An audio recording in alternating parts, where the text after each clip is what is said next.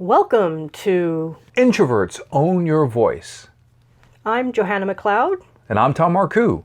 And in this episode, we're going to be sharing with you how to warm up your relationships. That is, warm up your business relationships, warm up your other type of relationships, personal relationships, even warm up your relationship with an audience. Let's say you're giving a pitch. Let's say you have a startup company or something like that. You want to raise funds. Or if you want to just warm up a speech. Now, Johanna, we were talking about this before we recorded this particular broadcast.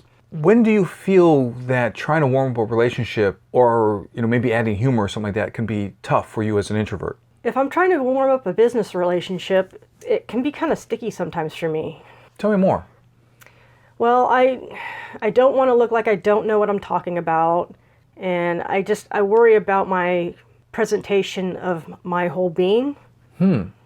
So you feel if you were just trying to add a little humor or just warm it up or just add some more friendliness to it, that it might be interpreted in a way you don't like? Yeah, let me ask you this. What's the safest way to introduce humor? The quick answer is when you use humor that is against yourself. You have to be very careful about using any form of humor that is against anybody else, any group, any situation that's outside of you, because you don't really know what the person feels about something. Even if they say certain things and you're trying to flow along with them, you got to be really careful. It's one of the things that one of my mentors said, that you may be talking to somebody who swears a lot. They may not even notice that they swear, but it doesn't mean that they like swearing coming out of your mouth. Now, as a speaker, it's interesting because I've had to let my MBA students know that I don't swear in a public setting, or usually, because it makes it easier to be invited back. Certain situations where if you're on the stage, one time I almost fell off the stage. And if I had the habit of swearing, this is what I said. I said, "Oh, that was exciting." You have more skills than I do. Well, it is important to notice that our habits that we have in our regular life can bleed over into our on the stage life too. Exactly. But the thing though is that I can get into humor if I say it against myself. Now you have to be careful about that kind of humor because you don't want to beat yourself up in front of an audience. That was my next question, is how much, it sounds like you're really going for self-deprecation. Yes. And where's the line on that? Well, I'll give you an example. This is when you're inside the line, although this seems like it's a little extreme. So I'll start off a workshop on pitch with extreme confidence, and I'll say, so I'm at Sun Microsystems, and I'm speaking for 20 minutes in front of the audience, when suddenly from the back of the room, my assistant waves and gestures, zip up your fly, zip up your fly. So I nod to her, so that she stops moving frantically. And then I say to the audience, I've just been given some important information. I'll be right back. And so I step right off the stage, I go out the back door, whoop, zip up, I come right back. And I say to the audience, for those of you who know what just happened, okay. For those of you who don't know what just happened, good. So that's a little bit of self-deprecating humor. It doesn't mean that I'm not an expert about pitch with extreme confidence, but it shows that I'm human and that I have a sense of humor about myself. Now, if I said some self-smashing things like, well, I won't even say it. Let's say somebody else would say that they are stupid in certain situations, or they think that they are dumb about X or Y or something like that. That was my concern. That's crossing the line. But human things, I didn't lose my IQ points when I had a difficulty with my zipper being down. I have a phrase, I said I was the clown with the zipper down. But that warms it up.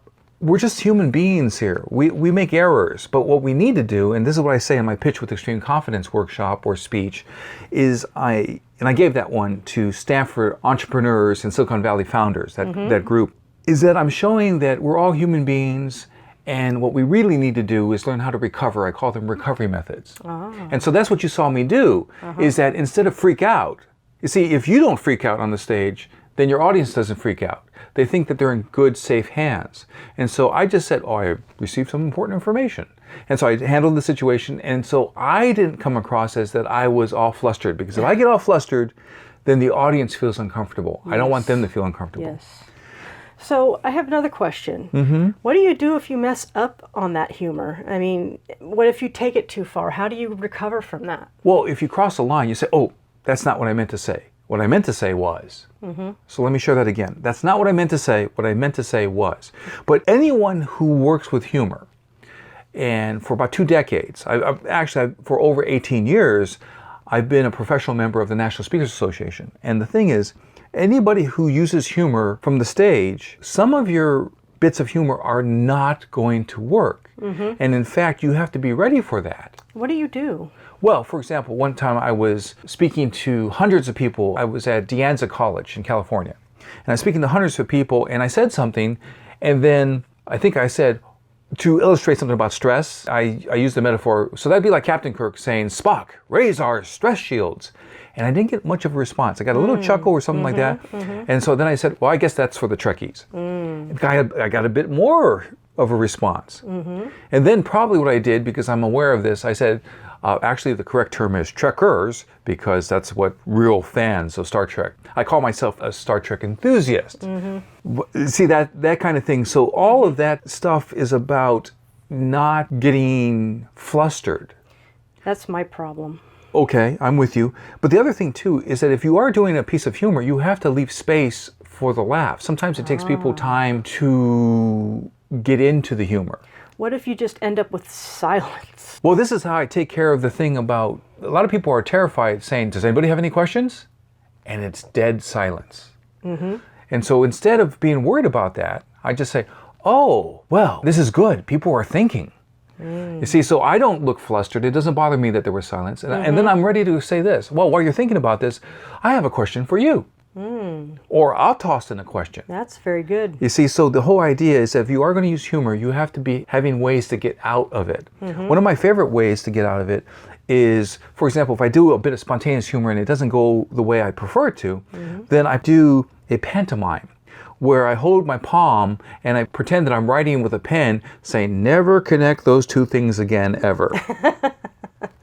Now, this is a classic thing that the comedian Eddie Izzard uses. Yes. So what I often do is after they laugh, then I says, okay, well, that was a classic thing that Eddie Izzard uses. Because I don't want to take the material from somebody else without giving them credit. Yes. Because I am an author. I mean, at the moment, I've written 45 books. I want people to give me credit for what I write, and I want to give credit to Eddie Izzard. He's in terms of certain structures that he uses for humor, I really appreciate what he does. Tom, I have another question. Should you put humor at the beginning of a speech or pitch? The short answer is for most of us, no. Because most of us are not trained as comedians. Now, if you're Ellen DeGeneres, it's your job to be funny, so you got to open with some humor.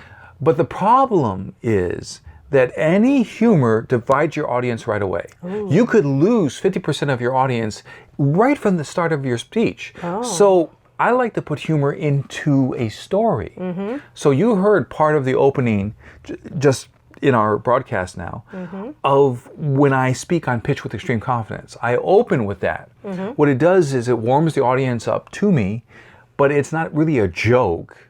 It's a story. And many of us are not that good at telling jokes. Let me give you an example of what's a joke. So you got a situation here where there's a big flood and there's a gentleman and he gets to the top of his roof, his home, and a boat comes along on the flooded water, comes along and says, get in the boat, we'll save you. And the guy says, no, the Lord will save me. And they go, well, all right. And so they just go on. And so now the water keeps on coming, it's up to his waist. Another boat comes along. Get in the boat, we'll save you. No, the Lord will save me. All right. And they go along. And now the water is up to his neck. And overhead is a helicopter. Grab the rope, we'll save you. No, the Lord will save me. Idiot. No, anyway, that's an ad lib, okay? But anyway, the helicopter goes away. the water keeps coming, and he goes and sees the Lord. So he says, Lord, why didn't you save me? And the Lord says, I don't understand this. I mean, I sent you 2 boats and a helicopter. That's a classic joke. Now, the thing what I did with it is I added to it, like the helicopter sound. I added that. And then that other little bit I added to it was that idiot, that kind of thing. Some people can tell jokes and some people don't. If you're so nervous and you mess up the joke at the beginning of your pitch or your speech, you're dead. Yes. Because you just lost 75% of the people. So unless your name is Ella DeGeneres, don't open with humor as a joke. You might be able to tell a story and then have some humorous parts, but it's a story, so that if it doesn't work, the humor part, you still told them a story. And at the end of the story, you definitely need to tell them the point. The reason why I shared that with you, or my point with that story is, so that we understand why. So now let's bring this together. I think we can summarize. Actually, I have one more question. Oh, okay. Out of all of the things that we've discussed, what are the main points for an introvert that you would want people to remember? Well, the first thing is that I want you to be really aware of this advantage that we introverts have, is you like to think it through, what humor is going to be. Depends on the situation. For example, we have in the neighborhood a cat. Someone has this cat, and the cat's name is Baxter. I don't know if Baxter has a front, because he's always running away. Oh, no. So I call him Butt Baxter. Oh, dear. Because that's the only part I get to see of him, his rear end. Now, I can use that comment in certain contexts, like particularly with friends maybe. Or if I've been working with some people, let's say I have different teams that work with my company and things like that. And so I can use that in certain situations if I know that people like cats. But if you have a cat joke, you better have a dog joke too. It's interesting how, now some people say, oh, I like them both. But there's a lot of people who have a real tendency to like either cat or dog. How do you tell when something is more visual or auditory joke? Well, that's a good question. I mean, the main thing about using humor is you want to practice it. You want to try it. So if you have a bit of humor, try it on your friends. Try it on family members. Be careful though, only try it on people who won't shoot you down. Because it's almost like you take that into your body if they shoot you down. So you might say, oh, I have a couple of ideas or stories that I want to just, play around with. You have 2 minutes? Can I try this? And you do that with a warm person, a person who is not someone who's going to say, you tried that. Well, that didn't work. Ha ha ha. You don't want somebody who actually will tear you up. Some family members are totally not the right people to practice material with. I have a few of those. The thing is that we want to make sure that we have good, easy practice audiences. I watch stand-up comics on Netflix to see what they do and to feel their timing. And this is good. If you want to work with humor, it's good to feel people's timing and that kind of stuff. The thing is, before they do a Netflix comedy special, they're going around the country in small nightclubs trying out the material. Long ago, a gentleman named George Carlin, he would work all year, and then at the end of the year, he would record 14 different HBO specials. Oh, man. And he did develop his material over a time, and then when it was go time for the HBO special, he knew what worked and what didn't work. So you got to test the stuff out. Okay. Now I think we can summarize. Of course. And the thing that I want to bring to the attention of all of us introverts is that we got 2 things. One thing is in our favor. Think it through.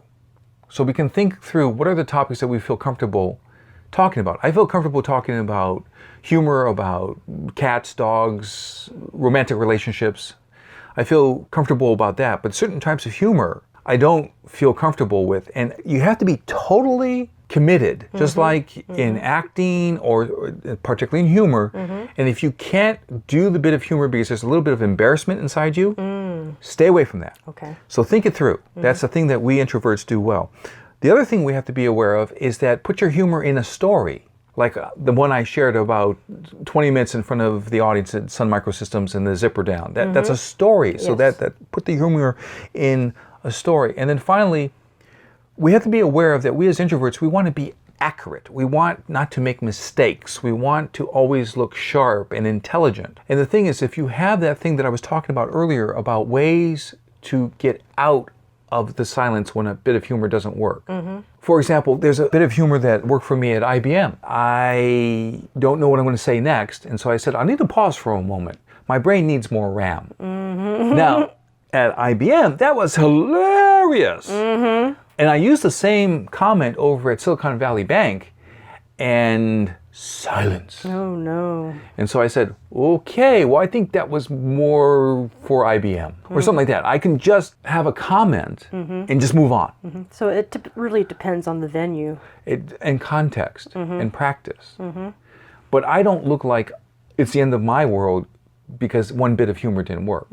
If you always want to be perfect, and that's could be a challenge for us introverts. We want to be accurate and perfect and always succeed. And to warm up a relationship, we have to realize that being human and making appropriate, okay errors is fine because we're not trying to fulfill some fictional image. I always feel good that when I work with people, that I'm not trying to fulfill a fictional image of like being a guru, you know, someone who never gets upset or never has an off moment or never has a bit of humor. That doesn't work. And so it's great because I'm more of a facilitator. I'm a guide. I'm a coach. I help people in the moment. In fact, much of what I do is I help people with what I call the, oh crap, I'm stuck moment. I think we all have had quite a few of those. And that's the point, is that if you can bounce back, then you're good. And that's the think it through part. How are you going to bounce back from any bit of humor that doesn't land? One of the things that we do well as introverts is have that dialogue with one-on-one. And when you're doing that with one person on the left side of the audience, and then you have a one-on-one conversation with someone in the middle, and a one-on-one conversation with someone on the right side, then you're including people. And they really can warm up, and that's been the whole point of our time together. Now, in closing, you can find us at getthebigyes.com. I'll share that again. getthebigyes.com. We'd also like to share with you that we have an online course called The Introverts Formula to Get Clients. We do this a couple of times a year. The next one is scheduled to run January 2019. And we'd like to say that remember, introverts can show their best self with strategy. Take care. Thank you. Be well. Bye.